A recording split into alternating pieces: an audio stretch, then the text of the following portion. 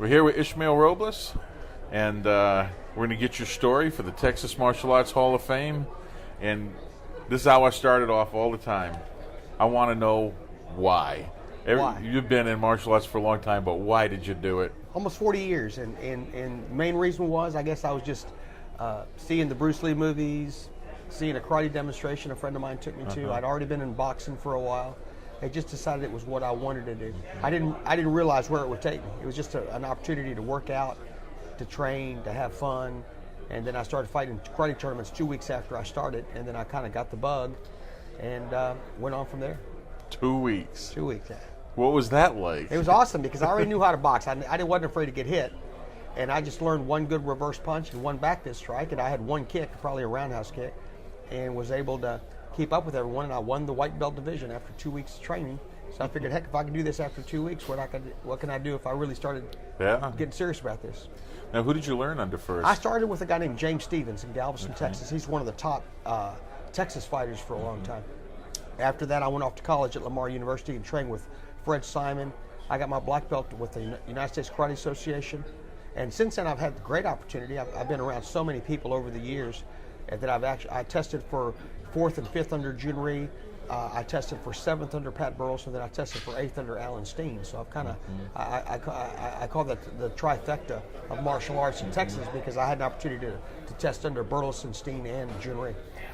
I actually remember your test under Mr. Steen. I actually have your fight taped of you and Grandmaster Troy Dorsey. Yeah. I thought that was very interesting. Troy and I just had lunch together. Yeah. I love Troy. He's like a little brother to me. I love him to death. And that particular day, I knew I was 58 at the time, and I said to myself, I'm a very competitive person. And the only way I get competitive is to have a goal. So I decided to ask him. And I asked Joe Gillum, who was the top-rated point fighter in the nation in the 50 and over division.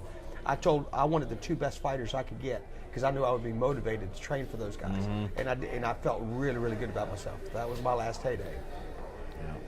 Now going back, you went from boxing. You were very proficient at that, and you get into the martial arts, and then you got put on a very famous kickboxing team. What happened was I did a complete circle because I started off as an amateur boxer, went to karate, which was non-contact, even though in Texas, it's not, non-contact means nothing. You're still hitting each other.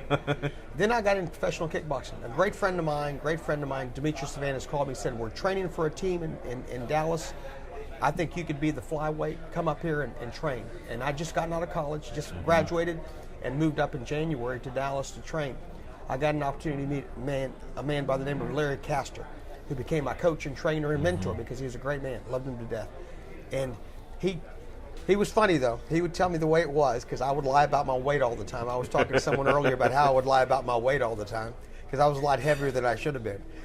But it was a great thing because I was with some of the legends of martial arts, Roy Kerbin and Phil Wallman and Demetrius Savanas, Raymond McCallum the kid, because he was only 16 years old when he fought with us. So I was with a good group of people, and sometimes I'm not much into, because I teach my kids sometimes you don't have a team around you all the time. But when you have a team like that, you've got people with you that can cover your back. So, out of all the fights you've been in martial arts, points fights, kickboxing, boxing, who was your toughest? Who was the one that just gave you the toughest You know battle? what? I thought the one that I always think of because I knew him so well personally was a guy named D.P. Hill. D.P., the first 2 times I fought him, I just couldn't figure him out. He just had the reach. He knew how to move. He would take me out. He'd only beat me by 1 point. But D.P. was probably one of the greatest point fighters of all time in the state of Texas. He probably had more victories than just about anybody. He was just hard to beat. And I finally fought him one time in a boxing ring where he couldn't get away from me, and I was able to beat him that night. But he was probably the toughest just because he mentally tough. He was very, very strong. And again, great reputation. We lost him a couple of years ago. But like all Texas fighters, we fight each other and afterwards have a drink and tell each other how much we love each other, because that's what it's all about. Yep. Now, mentor-wise, who was the one that spoke to your heart? I had a lot of mentors over the years. I could start from the very beginning, probably with a guy named Ernie Radar Smith, who was a great friend. We taught at the same karate studio together. He was one of the top point fighters, heavyweight fighters in the nation. We lost him to cancer some years ago. He was a very good mentor, a very good friend, very good role model. Right after him it was Larry Castro when we fought on the kickboxing team. About the same time, it was Demetrius Avanis, and the Greek was a great role model and mentor, someone I really respected a lot. And those three people probably over the years have probably meant the most to me as far as mentors. After that, I hooked up with Jun Rhee, and I've been with him over the years. I still consider him my instructor.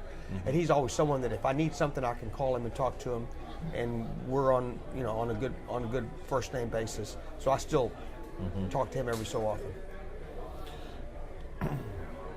Now, you've been through all the boxing, the points fighting, the kickboxing, and now, not to insult, you're over 60 years old. That's right. What's martial arts like for you now? You know, I still have the passion to train.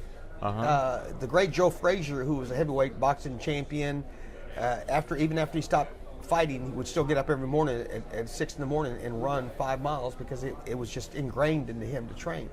And that's the way I am. I still work out 4 to 5 days a week. I still spar with my students. I still enjoy what I do, and you know, God bless, I'm still relatively healthy. So as long as I can do it, I'm going to continue doing it because I love that. At 58, I fought probably one of the greatest fighters of all time, Troy Dorsey over there, and I thought I held my own, you know. And he's a great friend, but you know what? He brings the best out in me, and that's the key. That's why I wanted him. That's why I wanted Joe Gillum, because they brought out a better Ishmael Robles that day. Because I could have gotten somebody else and looked great, but you know what would it have done for me? Nothing. Necessity is a lot more than just the mother of invention. Sure, certainly. So now we're here. Something really big is going to be happening today. That's right. Jim Ronan Harrison, the legend, is getting inducted into the Texas Martial Arts Hall of Fame. Tell me about that. What do you think? When I first met Jim Harrison, all I had done was read about him, his reputation, the stories, the myths, whatever you want to call them, and I was scared to death kind of to meet him. And when I met him, he was one of the most humblest, nicest men I've ever met in my life. Came down, did a couple of seminars for us, stayed at my house a couple of times, and I just respect him and just think the world of him, and his accomplishments. I mean, I'm so proud that he's going to be inducted into the Texas Hall of Fame because to me, he's a real Texan. I mean, our blood and guts, that was named after Jim Harrison. You know, he's part of that. There's no way that he's not part of it.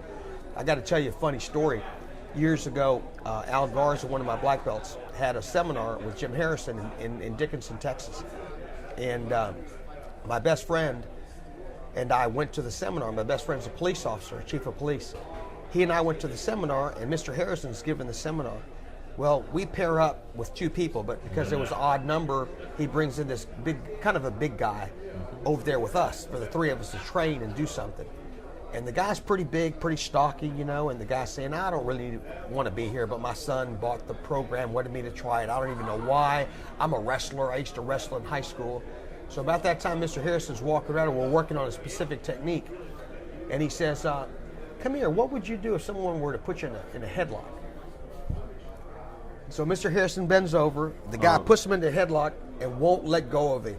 And is kind of wrestling. And Mr. Harrison's kind of, because he's supposed to, Mr. Harrison's showing what you do, you hit here, they loosen up here, the guy wouldn't loosen up. So Mr. Harrison kind of moved around with him, swept him up, took him down, and had his hand over his face. And I'm looking at Rick, and I'm thinking maybe we shouldn't look because maybe we don't need to be witnesses to this. I mean, you're a police officer, for God's sake. And he stopped, boom, he popped him like that in the face, but he could have killed the man. Yeah. And after that, that gentleman was, yes, sir, no, sir, Mr. Harrison. And that amazed me. And I was thinking, you know, this guy is the real deal. He's not one of these made-up guys. But great man, great honor for him, but probably a more great honor for the Texas Hall of Fame because that's someone certainly that should be there. Yes, because he's done so much for the state of Texas and martial arts. He comes down here regularly. He's got a lot of followers. I'm certainly one of them. A lot of people that he influences in Texas. Awesome. Certainly. Well, thank you so much for doing this interview. Thank you so much. Good seeing you again. Good seeing you too, sir.